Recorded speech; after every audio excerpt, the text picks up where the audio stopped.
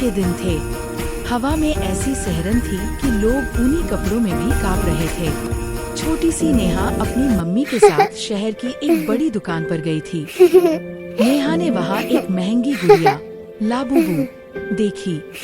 रंग बिरंगे कपड़ों वाली मुस्कुराती हुई गुड़िया देखकर नेहा की आंखें चमक उठी। मम्मी ने प्यार से वह गुड़िया खरीद दी।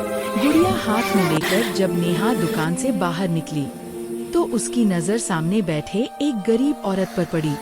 वह औरत अपनी गोद में एक नन्हे बच्चे को लिए बैठी थी और उसे ठंड से बचाने के लिए एक बहुत पुरानी फटी हुई छोटी सी शॉल से ढकने की कोशिश कर रही थी।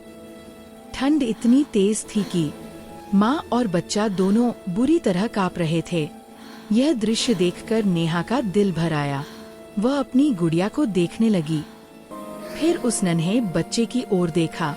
नेहा ने अचानक मम्मी का हाथ पकड़ा और बोली, मम्मी, उस बच्चे को मेरी गुड़िया से ज्यादा गर्मी चाहिए।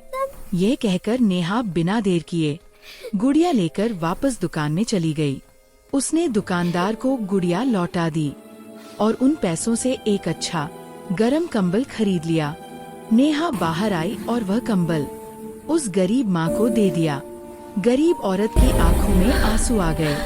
वह बोली, बेटी, आज तुमने मेरे बच्चे को ठंड से नहीं, जिंदगी से ढक दिया है। नेहा बहुत खुश हो गई। उसे लगा जैसे उसका दिल किसी गर्मी से भर गया हो। अपनी छोटी सी बेटी में इतनी समझ और दया देखकर नेहा की माँ की आंखें भी भर आईं। उसने नेहा को गले लगाते हुए कहा, बेटी, आज तुमने मुझे सिखा दिया कि खुशी चीजों में नहीं, किसी के काम आने में होती है।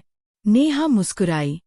सच ही है, सच्ची खुशी महंगी चीजों में नहीं, बल्कि दया और इंसानियत में होती है।